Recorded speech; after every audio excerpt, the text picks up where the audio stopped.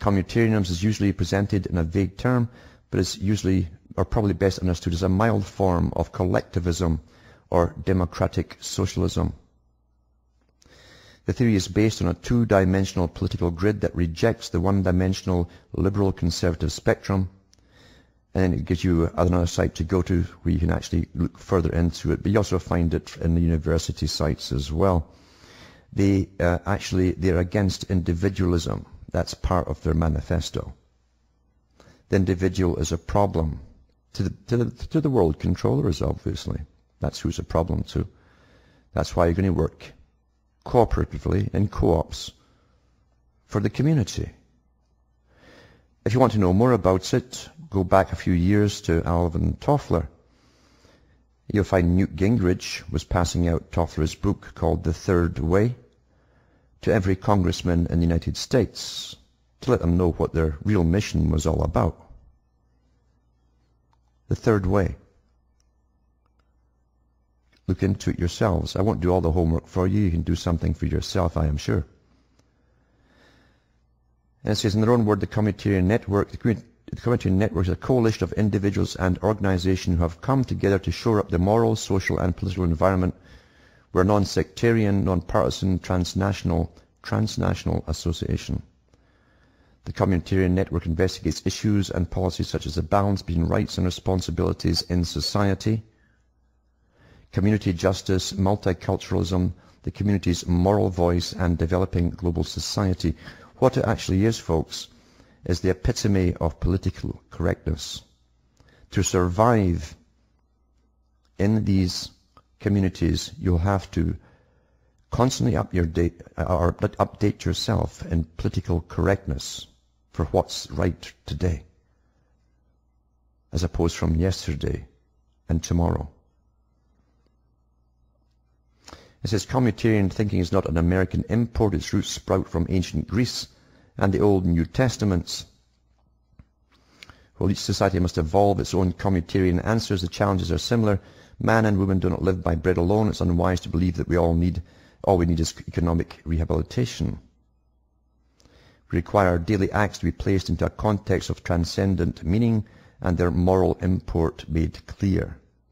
And there's various professors who've written books on it, quite a few in the US as well.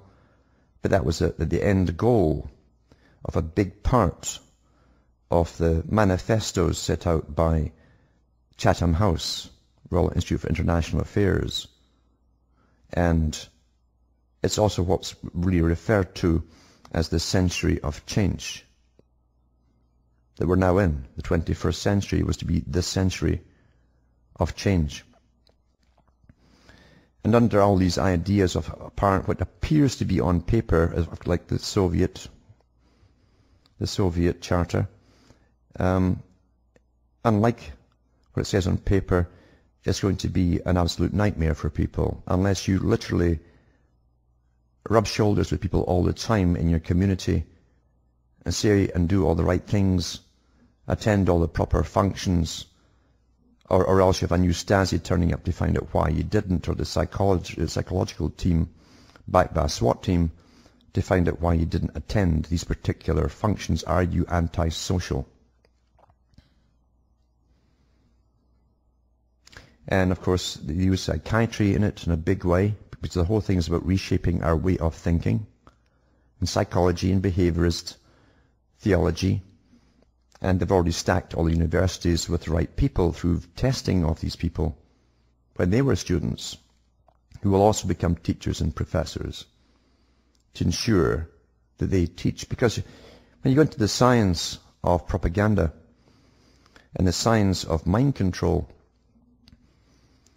when the top group wants evangelists out there amongst the public, you must create true believers.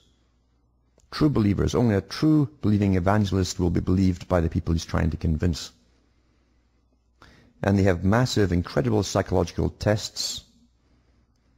They've had them for an awful long time. It was the same test they used to pick guys for the CIA, designed by the same person, in fact. And they can tell every flaw that you have and every weak area that you have, and where to bolster it and how to block your own personality from developing so you don't fudge your job. Perfect sciences. And then they go into the universities and teach the children. And then they in turn pick ones for likely candidates. So communitarian is simply the next step after you amalgamate into and give up sovereignty to a centralized power of Europe. And then it's your responsibility in your community, all of you in your community, to make sure you can get by with food, the distribution of wealth and clothing and shoes and everything else down the road. That's what's coming down the road. And as time goes on in Britain, this will unfold there, because the country is too broke, you see, just so incredibly broke that they can't pay off this massive debt. Everyone's got to sacrifice and really tighten their belts. And just like the Soviet Union, they'll have competitions between communities to see who's doing well in their propaganda papers, the British Pravda, and who the best workers are and what they've achieved and sacrificed to get and so on. That's what it's all about. Because you see, every election is rigged. The people are all chosen in advance. The parties are chosen, the winners are chosen all in advance. Always have been. Always have been.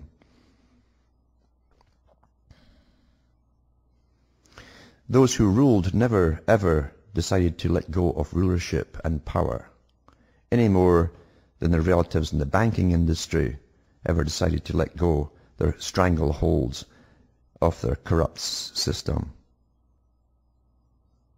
And that's what they have to live through now in Britain. After all, Britain's the flagship, as I say. Some very good movies came out of Britain years ago. One was the Fahrenheit 451. And in it you see the regimented society, very much like George Orwell's, where the vans from the local government come round and order everyone out into their lawns, every member of the family, so they can be inspected and seen and so on, and they all obey quietly and do so. That sounded crazy when it came out in Britain, but it's not crazy now.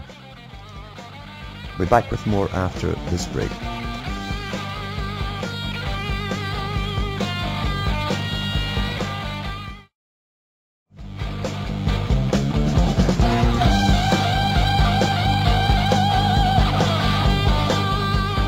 This is Alan Watt, and we're cutting through the matrix, just talking about the coming system, which Britain's to spearhead and test pilot, basically. The people in Britain always get the suffering edge of things to be tried on the rest of the planet. That's just the way it goes. And step by step, they'll introduce exactly what I'm talking about here over a period of time. And they'll keep their pulse on the public to see if they're ready for the next step, and the next step, and the next step, with constant data collection. Quite easy to do.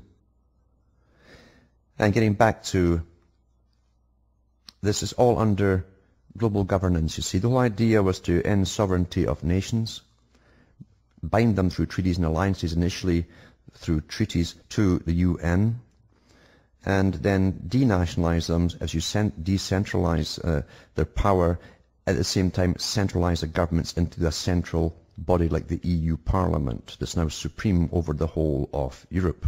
The whole of Europe, with its own central banking system. Everything becomes a little colony around it. All those countries are now little colonies, you might say. They like to call them regions. And that was a big plan to bring in the new feudal system. New feudal system, you see. They quickly talked about. The big corporations keep going. The big international, multinational corporations keep going. They're the new feudal overlords, and of course they'll also be negotiating with these little lovely communities as they do their basket weaving and so on, and trading amongst themselves, supposedly, on theory at least. And going back to about Global Governance Watch, it tells you what they are. Global Governance Watch is a joint project of the American Enterprise Institute and the Federalist Society for Law and Public Policy Studies. Its goal is to raise awareness about global governance, to monitor how international organizations influence domestic political outcomes. and to address issues of transparency and accountability within the United Nations related to intergovernmental organizations, which are IGOs, and other non-state actors. And then it tells you the four pillars they base it on. The usual stuff: human rights, environment and health. Environment and health, very important. Environment. Law and sovereignty, and economics and development. And they got a lot of stuff on their site about various topics and so on.